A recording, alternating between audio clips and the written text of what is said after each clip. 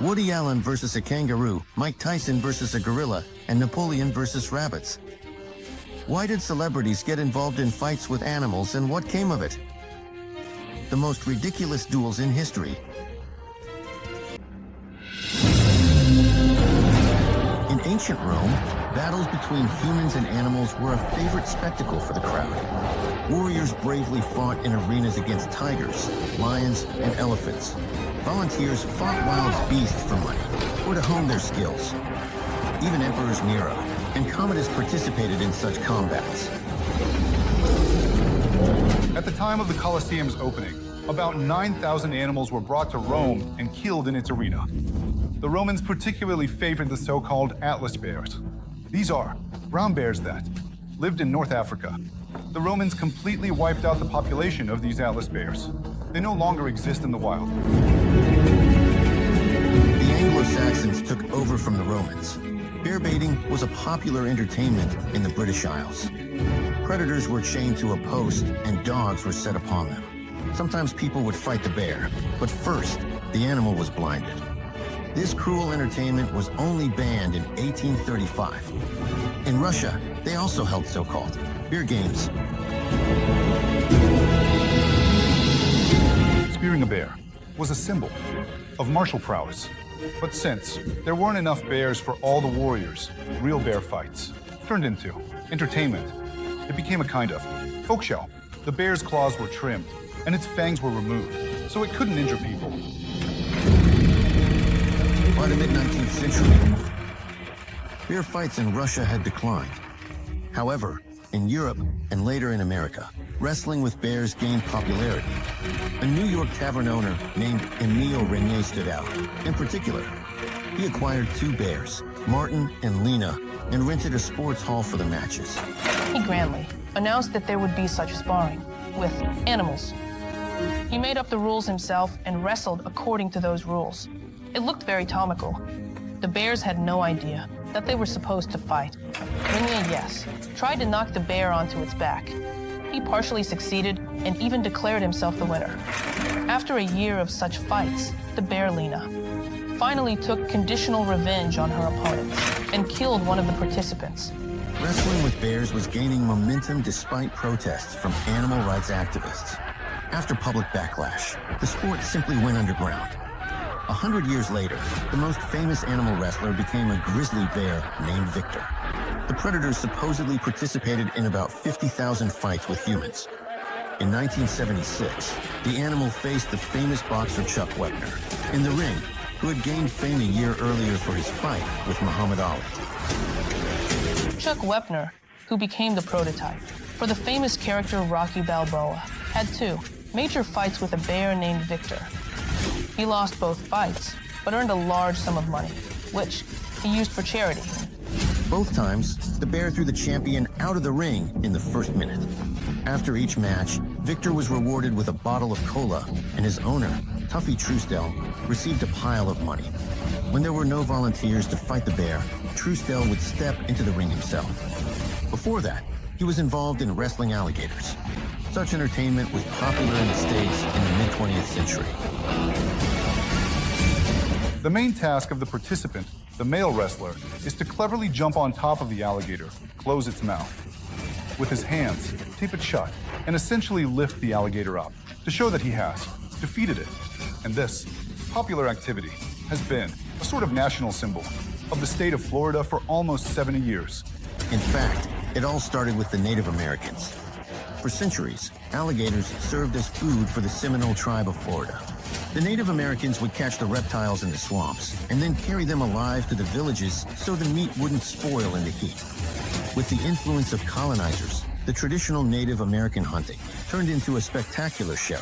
The region began to develop and highways appeared there. Passers-by noticed. Such a struggle. The Native Americans with the alligators. Some even shouted in excitement. They even started setting up camps periodically to watch. Some even turned it into a business. They hired the Seminoles to show these alligator fights to tourists. The Seminoles quickly realized they could make a fortune and set up special alligator farms. To this day, the reptiles feed the Native Americans, and the Native Americans feed the reptiles selected for fighting. The alligators are not specially trained, and the most aggressive ones are simply released into the wild. Australians have a similar relationship with kangaroos.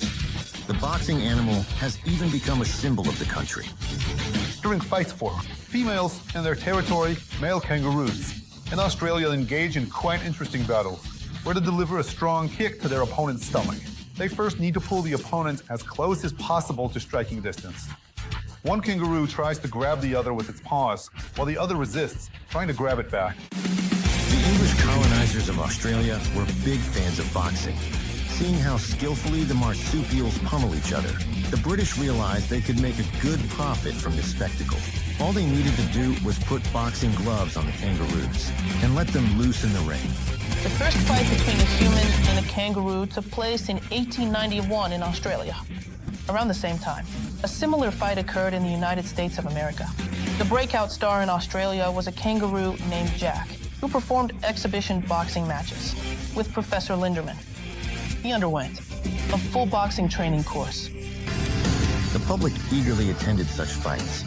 Sparring with kangaroos became a trend not only in Australia and the USA, but also in Europe. At the end of the 19th century, short films about this unusual sport were even made in Germany and the United Kingdom. In 1966, director Woody Allen participated in an improvised fight with a kangaroo on a TV show. There you go. Only one round was held, and from the kangaroo's blow. It wasn't Woody Allen who got hurt, but the referee who was overseeing the match. At that time, Woody Allen was just debuting in film and was looking for any way to make a name for himself. The legendary Mike Tyson didn't need any extra publicity. But once, the world champion almost got into a fight with a gorilla. It all happened by chance. In 1988, the boxer rented the New York Zoo for a walk with his wife, actress Robin Givens. While walking past the gorilla cage, he saw that one gorilla was behaving completely provocatively. It was hitting other gorillas and taking their food. Mike Tyson decided to bring justice, enter the cage, and punish that very gorilla that was bullying everyone. He even offered a bribe of $10,000 to be allowed in. But the zoo authorities still didn't dare to arrange such a confrontation. Therefore, Mike Tyson never got the chance to fight the gorilla. For centuries, people have tried to prove they are worthy of the title king of the beasts. Athletes have competed in speed with horses, dogs, giraffes, ostriches, and cheetahs. One of the most curious competitions took place in 2017. Olympic champion swimmer Michael Phelps competed against a great white shark in a race. There you go. He couldn't beat it, even though the great white shark was just a computer simulation. According to legend, one of the most instructive defeats by animals was suffered by Napoleon Bonaparte. In 1807, the emperor was celebrating the defeat of the anti-French coalition and decided to organize a grand rabbit hunt for the occasion. Chief of Staff Alexander Berthier purchased about 3,000 rabbits. When Napoleon, along with high-ranking officials, arrived at the event, the rabbits were released. But no one expected how the rabbits would behave. The rabbits, unafraid of the people, simply rushed towards them, effectively filling the entire space, despite attempts to shoot the rabbits and somehow stop this avalanche. It was unsuccessful,